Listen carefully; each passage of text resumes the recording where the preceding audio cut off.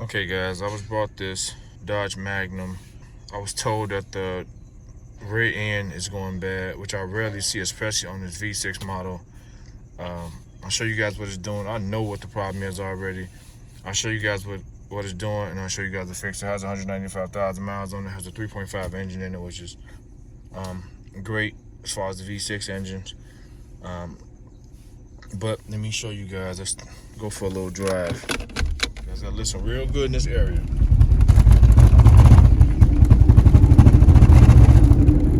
You hear the clunking in this area, guys. It's clunking super bad. It's hitting up against here. It seems like the drive shaft itself is hitting up in this area. You can hear it vibrating this whole area upon acceleration. But once you get going, when there's some torque on the transmission, you don't hear it. It's not as pronounced as it is. And the hub, this car needs a hub bearing extremely bad. It's roaring over here on the driver's side.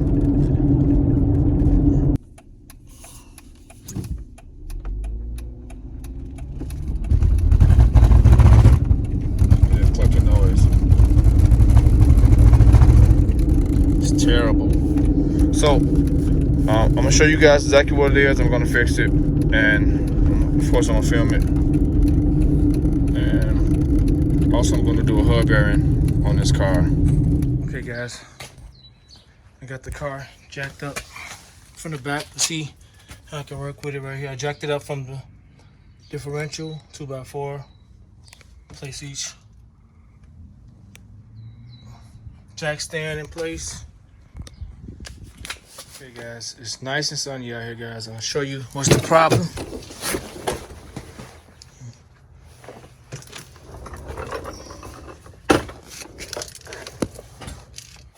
The bushing is completely torn from the bearing, guys. Look at that. So if this was the RT, guys, or had the Hemi engine in it, it would have had dual exhaust. I would have to remove the whole entire exhaust down to pull this out. But I got some room here, and I can get this out. I'm almost positive. I don't have to take it up. I don't have to remove the entire shaft, guys. I can remove it from here, from the center. Just slide this back off the boot, and I'll mark it. Just mark it so it'll be easier for me when I put it back up here, guys. I'll mark it to know exactly where the shaft goes back into place. It'll be easier for me when I put the bearing back on. And I'm also going to mark the differential around the yoke. I'll mark it so I can make sure I put it in the same place. I'll mark it here, and I'll mark it here. And then I'm gonna remove these. I think these are T60 bolts, if I'm not mistaken. And these are 18mm bolts, or 3/4. I think they're 18mm. So I'll mark the yoke here in this little spot with some spray paint. And I'll spray it here as well so I can put the shaft back in place. Yeah, you definitely want to index these, guys, so you can know exactly where it's going, where it goes in. Remove it, because you don't want to put this in a different direction. You get all kind of vibration. So let me mark these now, guys. I sprayed them overnight. It don't look like it, but I'm almost positive I can get this out without removing this exhaust on this V6. And these are, get a deep well socket. It's like a 13mm. I'm gonna drill it down really fast on my impact, because I don't want to try to use no ratchet in the whole entire screw turn. So I also sprayed them down too. So let's see what we got, guys. I got these acrylic paint markers. The one I opened, I don't know, I've had them for so long. They were brand new. They're still brand new in the plastic, but I don't know, I think they're dried out. So I just had some old spray paint, blue, and I kind of indexed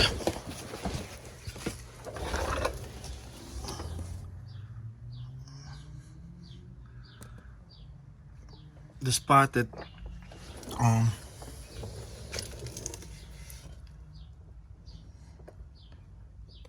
the shaft will sit in, guys. Just kind of index this.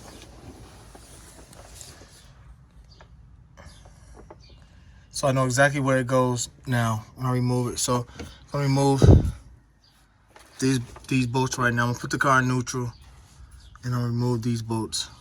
Let me get these bolts out, guys. I don't have my tripod with me, guys, and I'm busy doing so many other things. I just wanted to do this really quick and film this and show you guys. Won't be one of my better videos. I show detail, but I will show everything I do with this job.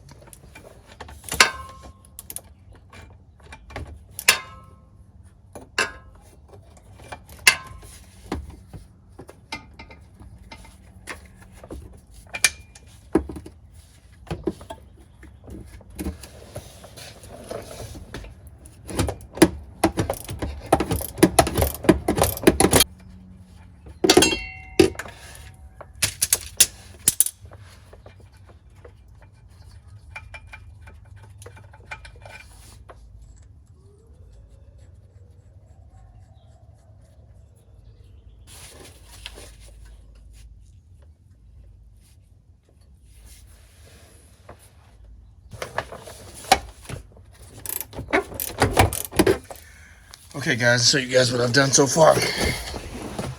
Move that center brace, 4 13mm bolts. I go 2 of them. Make sure you got some PB blaster on deck, on standby, because you want to shoot a lot of PB blaster on these bolts and on top of that brace. And it came down real smooth, and I took one of the screws out of the bearing. And guys, I'm gonna have to stick something inside of that hole, a flathead screwdriver, to try to hold that screw in place. I got my impact drilling it down. It's still spinning, but I'm gonna show you guys this. I have 2 of the holes detached from the shaft, guys. I'm doing the 3rd one. I'll show you guys what to do. You need a chisel so you can hammer it in place, but the sweet spot is here. You don't want to chisel here. It's gonna mess the bushing up, this bushing. Or this flange, you want to hit it here. This is where you want to hit it at, and it's going to break loose the seal from the shaft holding to the differential. Okay, guys, I pulled it out, pulled it in some, and I'm pulling it down. So I'm gonna see if that shaft shifts out, which I believe it does. Let's see if I can do it with one hand.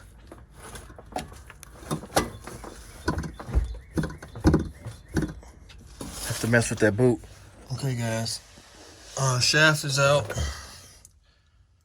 One of these bolts are being stubborn. I'm gonna stick a screwdriver or something in here that can hold it in place while I shoot it off of my impact in the 13mm deep well socket to take this bearing off.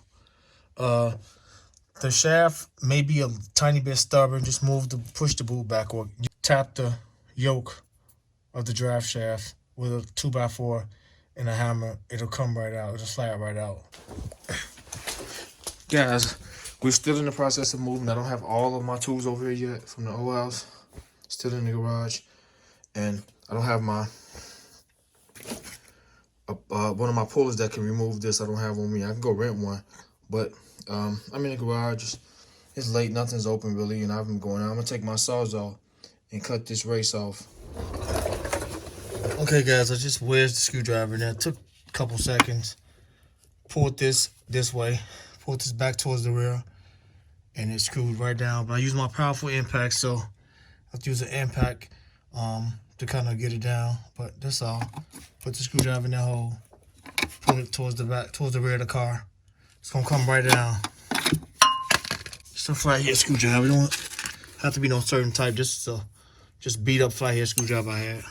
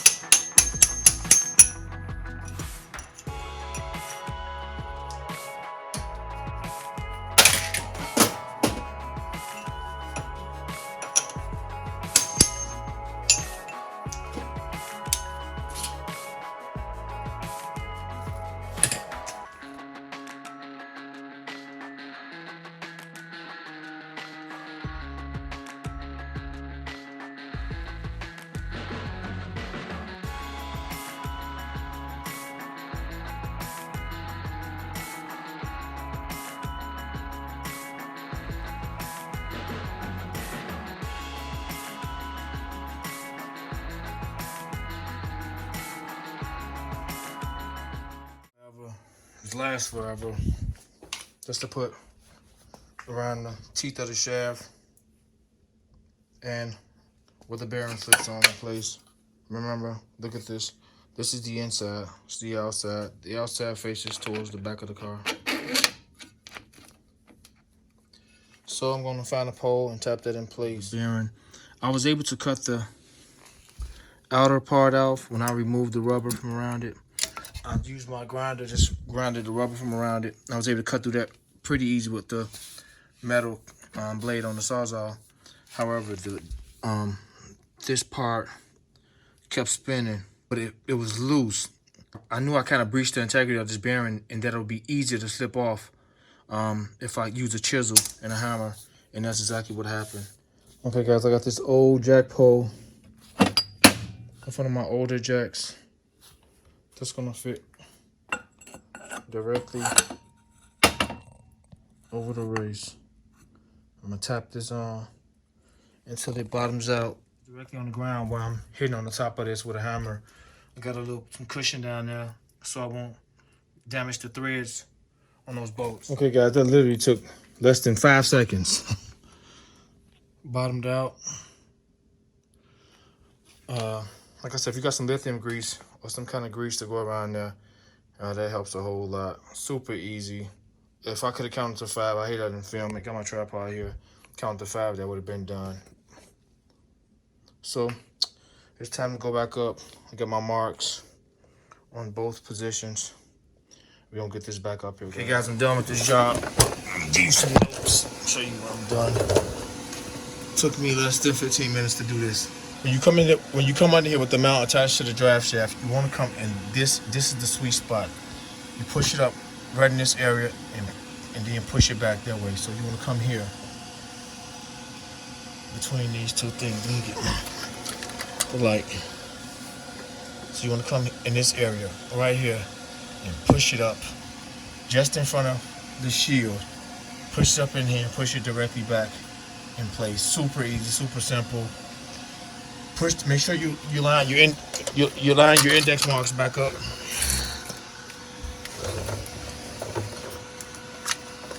On the shaft, then on the opposite side, and push the shaft in place. Make sure you lube those teeth up of the shaft. Make sure you lube them up so because it slide right in. And if it's been a little stubborn, kind of tap it around the yoke until it goes in place, and then it'll push back enough for you to get the back part lined up. As you can see, my marks are lined perfect. You want to tighten these down. I mean, this is very easy, guys. It'll push back, and you'll push it up over that pin that's sticking out in the center of this yoke, and push the shaft over it. Tighten these down, guys. The 43 foot-pounds of torque. And I just got these started first. I didn't tighten them down. I got these started before I tightened the bearing bolts, these bolts. So I had them in place, but I didn't tighten them down until I got these in place. And then I tightened those down first, and then I torque these down. 43 foot-pound torque. I'm gonna try steel here. Show you guys. Foot-pound.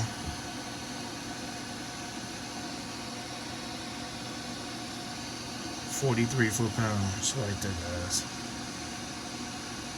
So, okay, guys. I hope this video helped. Like I said, I'm on the go. I'm normally extremely detailed with everything, guys. This is just on the go. I'm done with this. It'll be driving perfect, and I'll film me driving it in a few. Got the battery charging right now, but not that hard of a job at all. And if you follow these instructions, you'll get this done very quickly and correctly. All right, guys, subscribe to the channel. Hit that notification bell so you guys can be notified when I upload the latest content. To put the center brace back on. Forgot to mention that. Okay, guys, Terrence, and I'm out. Okay, this is the test drive. Listen for the noise. Sunny out today.